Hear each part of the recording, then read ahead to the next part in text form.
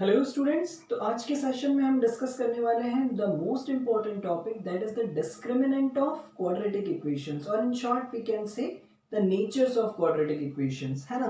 तो आइए हम इसको डिस्कस करने से पहले मैं आप लोगों को कुछ चीजें इसके बारे में बता दूं।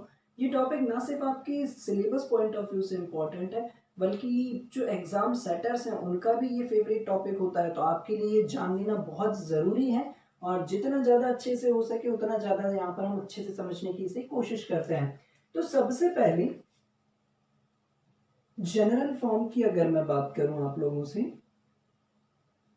General form of quadratic equation is ax square plus bx plus c is equals to 0. The necessary condition is a is never equals to 0. बिल्कुल इन शॉर्ट साधारण सी भाषा में मैं आपसे कहूँ कि किसी भी क्वाड्रेटिक इक्वेशन की पहली डिमांड क्या होती है कि उसकी डिग्री क्या होनी चाहिए, जीरो। तो ऐसी सिचुएशन में a कभी भी जीरो नहीं हो सकता है। आइए देखते हैं हम कुछ डिफरेंट क्वाड्रेटिक इक्वेशंस जहां पर ये कैसे प्रेडिक्ट किया जाता है कि वहां पर उसके कितने जीरोस होंगे या फिर कितने रियल रूट्स होंगे। तो इसके लिए सबसे पहले हमें ये जान लेना बहुत जरूरी है कि जीरोस क्या होता है। जीरोस का मतलब है, यदि अगर सपोज मान लीजिए y कोई एक फंक्शन है हमारे पास x square, that means it is also in quadratic equations. Here's the degree is 2.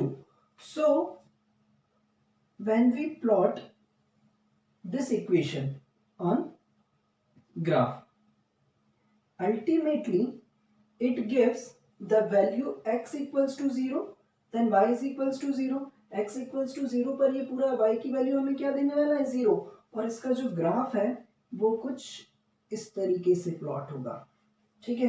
x की डिफरेंट डिफरेंट वैल्यूज के लिए हमें y की डिफरेंट डिफरेंट वैल्यूज देता जाएगा, और हमें एक ही बार यहाँ पर क्या मिलेगा, 0, ठीक है। x की जैसे जैसे डिफरेंट डिफरेंट वैल्यूज आप रखते जाएंगे तब आपको यहाँ पर क्या मिलेगा, और सिर्फ एक ही वैल्यू ऐसी होगी जहां पर ये x जब 0 होगा तब y क्या देगा, हमें 0 देगा। आइए एक और इक्वेशन कंसीडर करते हैं। Suppose y is equals to F X is equals to X square plus 1। Here is also an quadratic equation, ये भी एक हमारे पास क्वाड्रेटिक इक्वेशन है।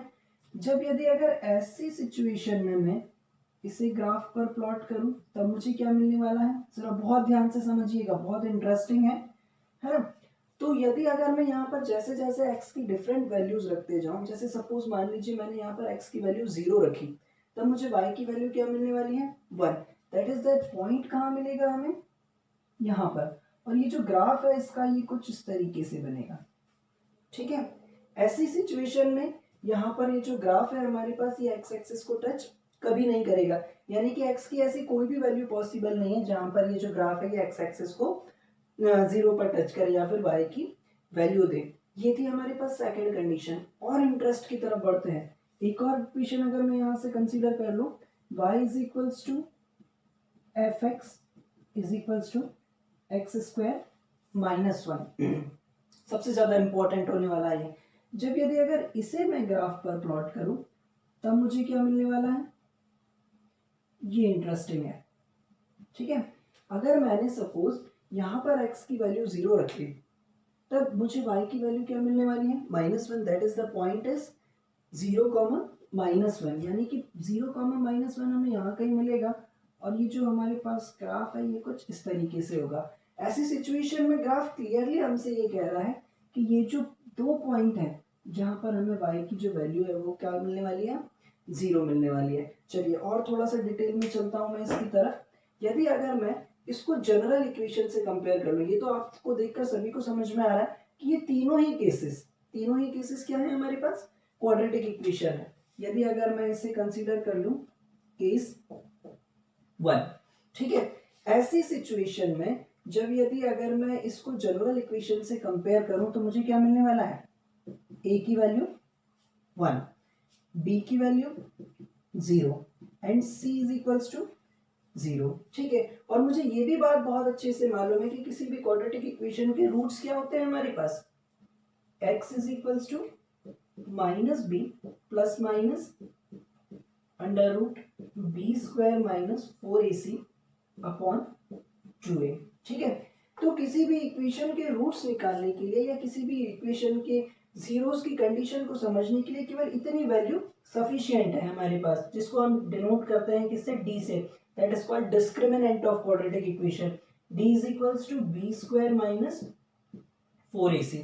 ठीक है, तो ऐसी सिचुएशन में क्या होने वाला है, अब जरा यहाँ पर हम इसको बहुत क्लियरली समझने की कोशिश करते हैं। यदि अगर मैंने यहाँ पर ये सारी वैल्यू सब्स्टिट्यूट करी तो मुझे क्या मिलने वाला है, b मेरे पास क्या है 0, 4, a की वैल्यू क्या है मेरे पास 1 and c is equals to 0। तो ऐसे सिचुएशन में मुझे क्या मिलने वाला है,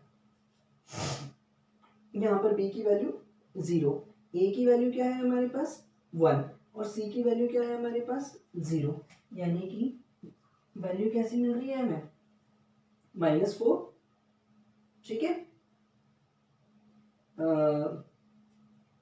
b 4 इंटू 1 इंटू -4। तो इस सिचुएशन में इक्वेशन, ओ सॉरी ये 4 नहीं 0 होगा, आई एम एक्सट्रीमली सॉरी, ये क्या होगा हमारे पास 0। और ऐसी सिचुएशन में जब d की वैल्यू आपको 0 मिलती है तब वहां पर हमारे पास क्या होता है, ओनली 1 रियल रूट। क्लियर, आपको ये ग्राफ देखकर समझ में आ रहा होगा कि ये जो ग्राफ है ये एक्स एक्सिस को कितने पॉइंट्स पर कट कर रहा है, ओनली 1 पॉइंट पर। चलिए बढ़ते हैं हम हमारे नेक्स्ट केस की तरफ, दैट इज केस 2। केस 2 में क्या हो रहा है अब हमारे पास, यदि अगर मैं इसको कंपेयर करूं जनरल इक्वेशन से तो मुझे a की वैल्यू क्या मिलने वाली है 1, b यहाँ पर क्या है हमारे पास 0 और c क्या है हमारे पास 1। इसका भी डिस्क्रिमिनेंट चेक करता हूं मैं, d बराबर क्या होता है मेरे पास b square minus 4ac। Clear, अब यदि अगर मैं यहाँ पर b की वैल्यू रखूं तो 0 -4 इंटू 1 इंटू 1 दैट गिव्स -4। ठीक है, ऐसी सिचुएशन में d क्या मुझे दे रहा है नेगेटिव वैल्यू, यानी कि d इज लेस देन 0। इस सिचुएशन में क्या हो रहा था मेरे पास, d इज इक्वल्स टू 0, है ना। ये मोस्ट इंपॉर्टेंट कंडीशंस है, इनको आप लोग अपने माइंड में सेट करते जाइएगा। जब d बराबर 0 था तब ऐसी सिचुएशन में हमारे पास रूट्स कैसे थे, ओनली 1 रियल रूट। अब यहाँ पर क्या होने वाला है, when d is negative that means d is less than 0। तो आपको ग्राफ क्लियरली ये चिल्ला चिल्ला कर बोल रहा है कि ऐसी सिचुएशन में हमारे पास कोई भी रियल रूट नहीं होने वाला है, क्योंकि ये जो ग्राफ है ये एक्स एक्सिस को टच नहीं करेगा। एक्स की ऐसी कोई वैल्यू पॉसिबल नहीं है जहां पर ये हमें वाई की वैल्यू क्या दे 0 दे। तो ऐसी कंडीशन में no real root is possible और we can say given equation having imaginary roots, है ना। ऐसी कंडीशन में हमें क्या मिलने वाले हैं, इमेजिनरी रूट्स मिलने वाले हैं। यदि अगर मैं थर्ड केस की बात करूं जो सबसे ज्यादा इंटरेस्टिंग है, ये है हमारे पास केस थर्ड। अब यदि अगर मैं यहाँ पर कंपैरिजन करूं इस इक्वेशन को तो यहाँ पर मुझे a की वैल्यू कितनी मिलने वाली है 1। ठीक है, b की वैल्यू कितनी मिलने वाली है हमें 0 and c is equals to -1। Check करते हैं इसका डिस्क्रिमिनेंट क्या मिलने वाला है हमें, d बराबर क्या होता है हमारे पास b स्क्वायर माइनस 4ac। यहाँ पर 0 4 इंटू 1 इंटू c की वैल्यू कितनी है हमारे पास -1 दैट गिव्स 4। ठीक है, यानी कि d की जो वैल्यू है ग्रेटर देन 0, ऐसी सिचुएशन में d की वैल्यू क्या है हमारे पास पॉजिटिव, और इसको हम क्या बोल सकते हैं, इट इज ग्रेटर देन 0। ऐसी सिचुएशन में अब आपको ग्राफ क्लियरली मेंशन कर रहा है कि यहाँ पर दो रूट्स पॉसिबल हैं, दो रियल रूट्स पॉसिबल हैं, जिनकी वैल्यूज पर हमें ये जो पूरा फंक्शन है y ये क्या देने वाला है 0। यहाँ पर आप क्लियरली देख सकते हैं, यानी कि ऐसी सिचुएशन में two real roots are possible।